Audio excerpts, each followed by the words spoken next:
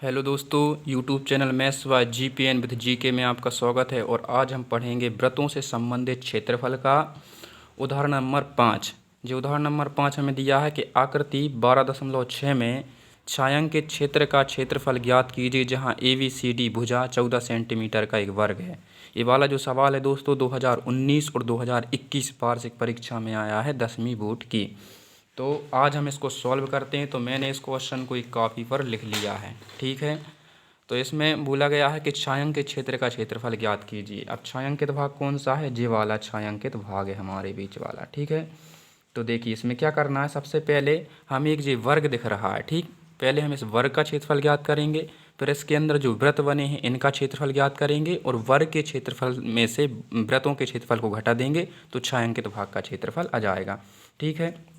तो हमें दिया है कि ABCD भुजा 14 सेंटीमीटर का एक वर्ग है। तो ये ABCD क्या है? एक ABCD हमें दिया है एक वर्ग और इसकी भुजा कितनी है? 14 सेंटीमीटर। तो हम यहाँ पर लिखेंगे हल और हम क्या लिखेंगे यहाँ पर कि वर्ग की भुजा हमें कितनी दी है?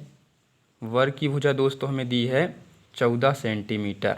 ए बराबर 14 सेंटीमीटर, मतलब यहाँ से यहाँ तक क्या दी है? 14 सेंटीमीटर। जब ए 14 सेंटीमीटर है तो ये चारों भुजाएं कैसी रहेंगी? 14 सेंटीमीटर, क्योंकि वर्ग की चारों भुजाएं क्या होती हैं? बराबर होती हैं, ठीक है दोस्तों। तो ये सब भुजाएं कितनी रहेंगी? 14 सेंटीमीटर होंगी। अब देखिए हम जानते हैं वर्ग का क्षेत्रफल क्या होता है। तो देखिए वर्ग का क्षेत्रफल क्या होता है? भुजा का वर्ग। तो भुजा हमें कितनी दी है? 14। तो 14 का वर्ग, तो 14 का वर्ग कितना हो जाएगा? 14 गुणे 14 मतलब 196। और क्षेत्रफल को हम लिखते हैं वर्ग सेंटीमीटर में। तो ये हमने ज्ञात कर लिया वर्ग का क्षेत्रफल। अब उसके अंदर ये वृत्त बने हैं। तो देखिए दोस्तों यहाँ से यहाँ 14 सेंटीमीटर है, ठीक है। और इतनी जगह में बने हैं दोनों वृत्त। तो मान लीजिए कि एक जो वृत्त है ये 7 सेंटीमीटर का होगा और ये वृत्त 7 सेंटीमीटर का होगा, तब तो दोनों को मिलाकर इतनी जगह में क्या है? ये 14 सेंटीमीटर है।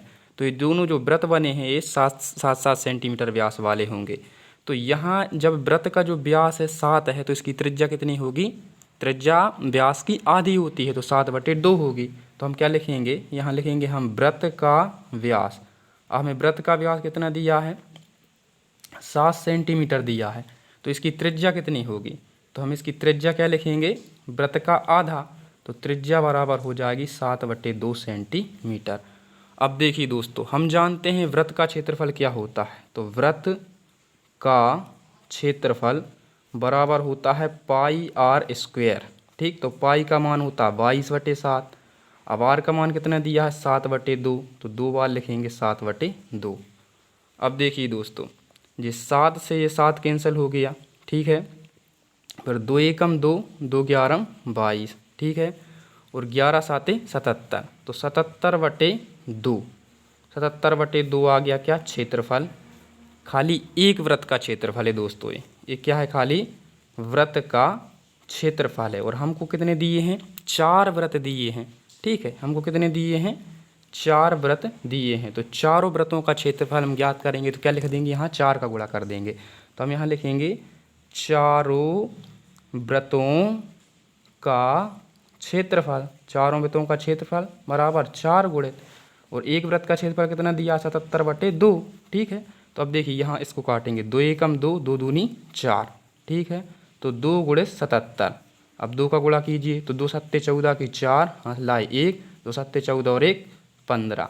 तो 154 वर्ग सेंटीमीटर ये वृत्तों का क्षेत्रफल आ गया। देखिए अभी भी आंसर नहीं आया। अब क्या करेंगे हम कि इस वर्ग के क्षेत्रफल में से इन वृत्तों का क्षेत्रफल घटाएंगे। तो हम क्या लिखेंगे यहाँ? छायांकित भाग का क्षेत्रफल। छायांकित भाग का क्षेत्रफल बराबर यहाँ क्या लिखेंगे? वर्ग का क्षेत्रफल, वर्ग का क्षेत्रफल माइनस वृत्तों का क्षेत्रफल, वृत्तों का क्षेत्रफल, ठीक है दोस्तों। अब देखिए वर्ग का क्षेत्रफल हमें कितना दिया है? 196, अभी निकाला हमने 196। और यहाँ वृत्तों का क्षेत्रफल कितना है? 154 है। अब देखिए 154 में से 196 में से हमें 154 घटाना है। तो 6 में से 4 गए, बचा कितना? 2, ठीक। और 9 में से 5 गए तो कितने बचे? 4, ठीक ना। तो कितना आ गया, एक में से गया तो 0, तो ये आ गया हमारा 42 वर्ग सेंटीमीटर। अतः जो छायांकित भाग आपको दिख रहा है, इस छायांकित भाग का क्षेत्रफल होगा कितना, 42 वर्ग सेंटीमीटर। तो यदि दोस्तों वीडियो पसंद आए तो प्लीज़ इसको सब्सक्राइब और लाइक करें। आज के लिए इतना ही। थैंक यू दोस्तों।